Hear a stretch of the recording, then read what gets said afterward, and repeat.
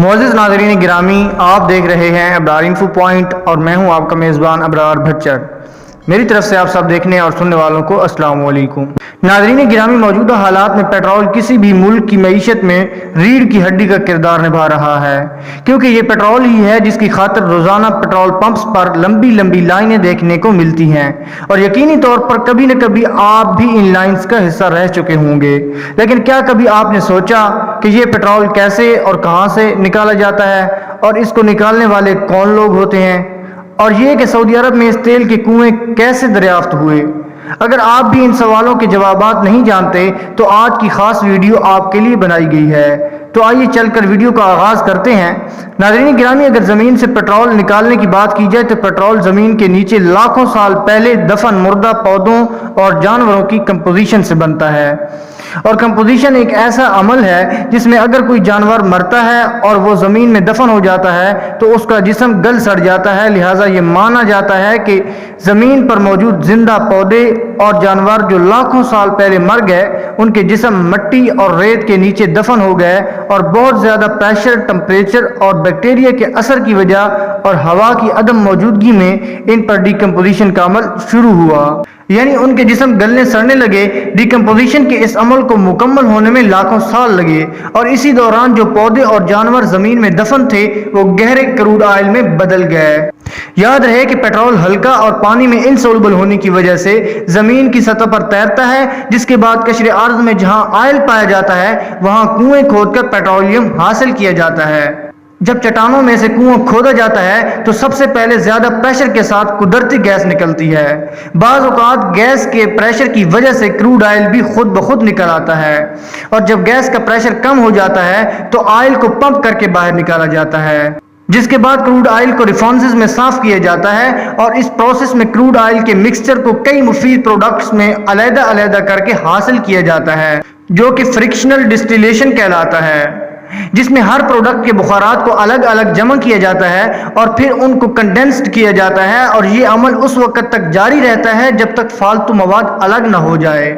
دوستو، اگر سمندر سے تیل نکالنے کی بات کی جائے تو یہ کافی مہنگا عمل ہوتا ہے، جس کے لیے دنیا کی مہنگی ترین مشینوں کو سمندر کی گہرائیوں میں بھیجا جاتا ہے، اور اس عمل میں سالوں لگ جاتے ہیں اور اربوں روپے کی ضرورت ہوتی ہے۔ یہ مشینیں پورے سمندر میں گھومتی رہتی ہیں، اور پھر جہاں ان کو ریڈ سگنل ملتا ہے وہاں تیل کا کنواں کھودنے کا فیصلہ کیا جاتا ہے، جس کے بعد اس جگہ پر ڈرلنگ کا عمل کیا جاتا ہے، اور یہ ڈرلنگ ویسی ہی ہوتی ہے جیسے ہمارے گھروں میں پانی والا پمپ لگانے کے لیے کی جاتی ہے، لیکن فرق صرف اتنا ہے کہ ہمارے گھروں میں پانی کی خاطر 100-150 فٹ کھدائی کی جاتی ہے، لیکن سمندر میں تیل کی خاطر ہزاروں فٹ نیچے تک کھدائی کی جاتی ہے، جہاں سے تیل حاصل کر کے ریفائنری کا عمل شروع کر دیا جاتا ہے، اور پھر مختلف مشینوں کی مدد سے اس تیل کو صاف کیا جاتا ہے۔ اگر یہاں پر کام کرنے والے ورکرز کی بات کی جائے تو یہاں دو طرح کے ورکرز کام کرتے ہیں، جن میں ایک تو وہ ہوتے ہیں جو سمندر کے اندر کام کرتے ہیں، اور دوسری جانب وہ ہوتے ہیں جو ریفائنریز میں خدمات سر انجام دیتے ہیں۔ سمندر میں کام کرنے والے ورکرز کا کام کافی مشکل ہوتا ہے، کیونکہ وہ کسی بھی وقت بڑے سمندری طوفان کا شکار بن سکتے ہیں۔ ایسا ہی کچھ پچھلے سال بھارت میں ہوا، جب 800 ورکرز سمندر میں تیل کی تلاش کر رہے تھے، لیکن اچانک ان کو ایک بڑے سمندری طوفان نے آ گھیرا۔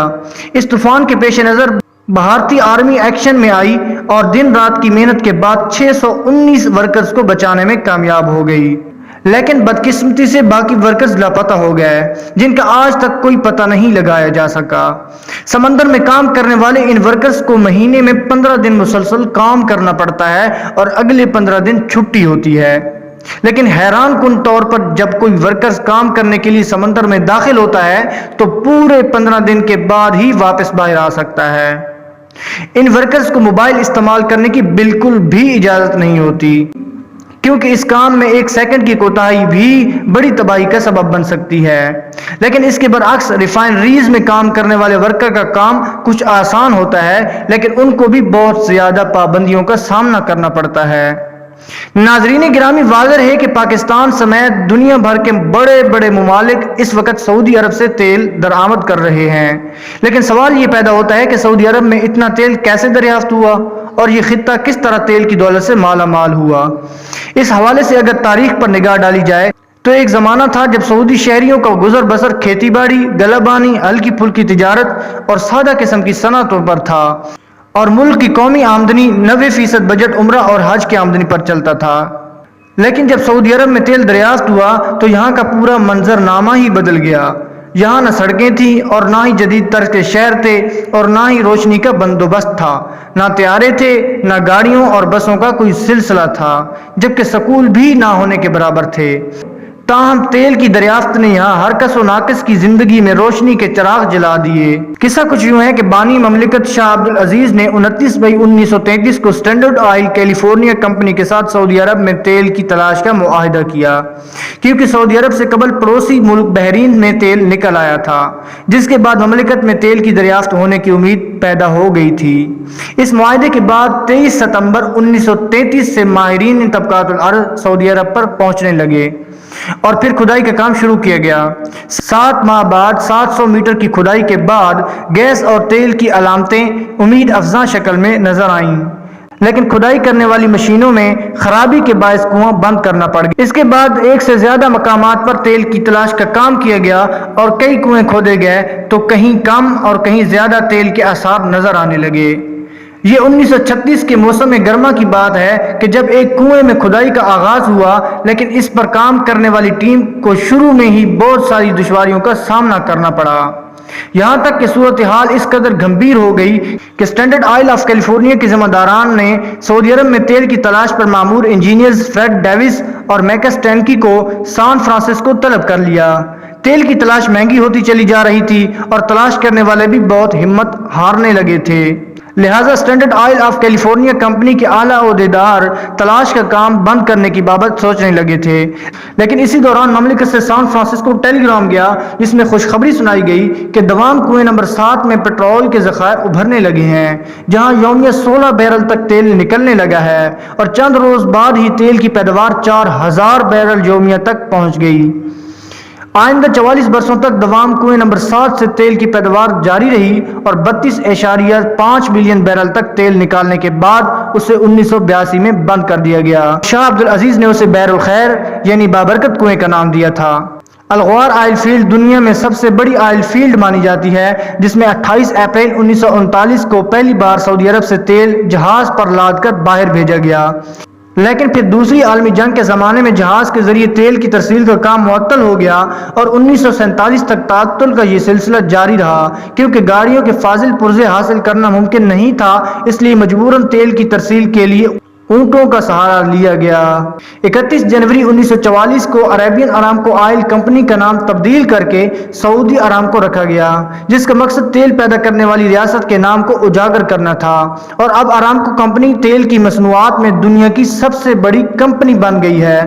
جو روزانہ 1 کروڑ بیرل سے زیادہ تیل نکال رہی ہے۔ اس کے علاوہ یہ 116 آئل اور گیس فیلڈ دریافت کر چکی ہے۔